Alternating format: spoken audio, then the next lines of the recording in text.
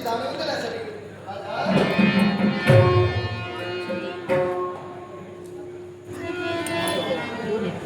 बापरे, दिव्य तेजोवदन, दैवी तत्वाचा साक्षात्कार, राजकन्याचा सोमकांत होणार, आज तर गरीबाला त्रास नाही. डोळ्यांची उघडझाप सुद्धा होत नाही, निमेषाने उन्मेषाने जाणवत नाही, अशी थोर ब्रह्मानंद आज माझ्या राज्यात नक्कीच कोणती देवतांचा अधिपती ज्याला म्हटला जातो तोच देवेंद्र तुझ्या देवतांसमोर आहे.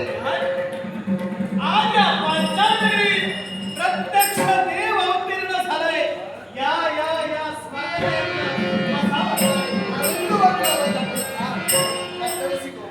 आमचे परमप्रिय मित्र वैभव परब आमचे परमप्रिय मित्र वैभव परब यांच्या गौरवासाठी एक ओरस 100 रुपयाचं पारितोषिक दिले. परममित्र वैभव परब यांचे आभार मानून जय संतोषीमंत दशांत नाट्यमंडळाच्या वतीनं आमचे गुरु परमपूज्य श्री भास्कर वैद्यांच्या आशीर्वाद आनंदाचा तुझ्यासारखा सद्गुणी राजा या भरतोपी दुसरा कोणी नाही.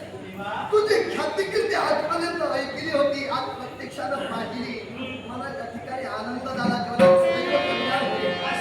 असं या देवेंद्राचा आपला मंगलमय आशीर्वाद. देव आज आमच्या राज्यात अवतीर्ण झाला. त्याच्यानंतर देवाची सेवा ही घडलीच पाहिजे. कोण आहे तुझ्या साहित्य समया देव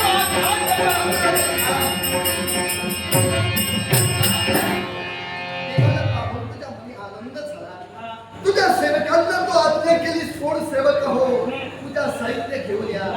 अरे तुझ्या शब्द सुमनांनी घडलेली तुझ्या या मनुष्याच्या हृदयात ठाई पावली तेव्हा चिंता करण्याचं कारण म्हणजे तुझ्यावर प्रसन्न झालो. देवाची शब्द सुमन वाहिली, तीच देवाला तुझी पूजा मागितली.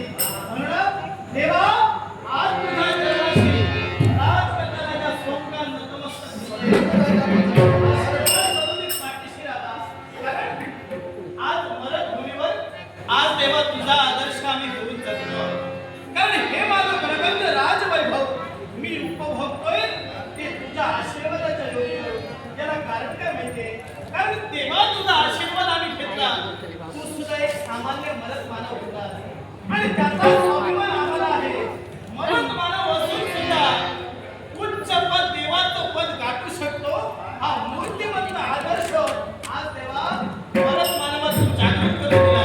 त्याबद्दल देवा तुझे धन्यवाद. राजा मी प्रथम पाठ म्हणालो, तुझ्यासारखा सद्गुणी राजा या विश्वात दुसरा कुणी नाही. हो देवा. अरे ज्याची वाचा शुद्ध आहे त्याला या जगात कुणाची भीती नाही.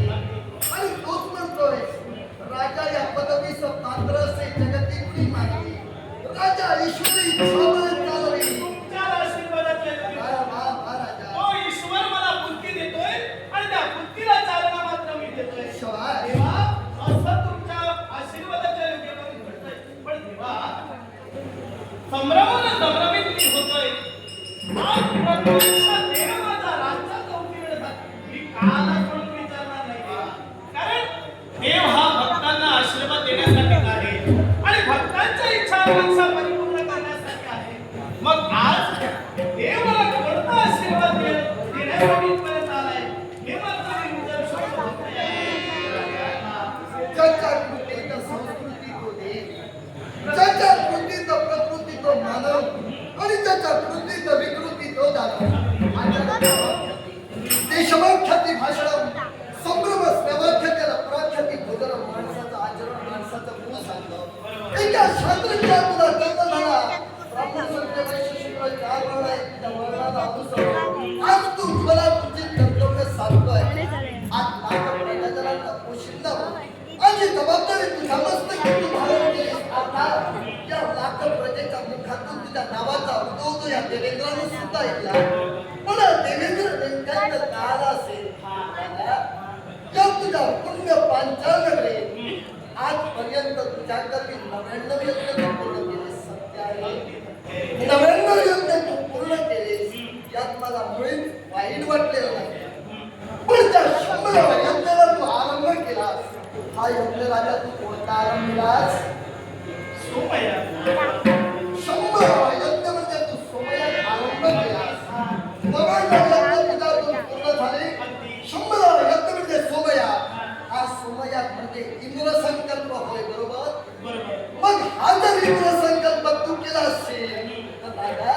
त्या देवेंद्राचं आसन स्वर्गाच्या ठिकाणी कुठेतरी डगमगतंय.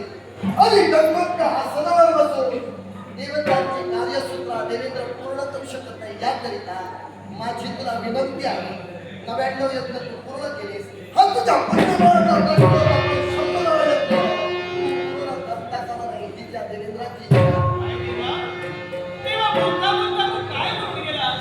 हीच इच्छा हे आहे. 100वा यज्ञ तू परिपूर्ण करू नकोस. 100वा यज्ञ जर का तू परिपूर्ण केला तर माझ्या पदाला कुठेतरी धोका आहे. तेव्हा क्षमा कर म्हणतो.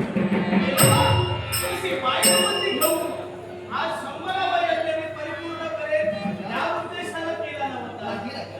मी प्रथमतः म्हणालो तुझ्यासारखा दुसरा राजा पुढे नाही. आणि त्याचे विचार शुद्ध आहे. जो राजा सद्गुणी त्याची प्रजा सुगुणी. जो राजावर त्याची प्रजा करते. निष्ठावंत राजकर्त्यांचा प्रश्न या देवेंद्राचा आहे. जर ती 99 यज्ञ तू पूर्ण केले त्यात मला माहीत वाटत नाही, पण 100वा सोमयाग तू पूर्ण करू नको ही या देवाची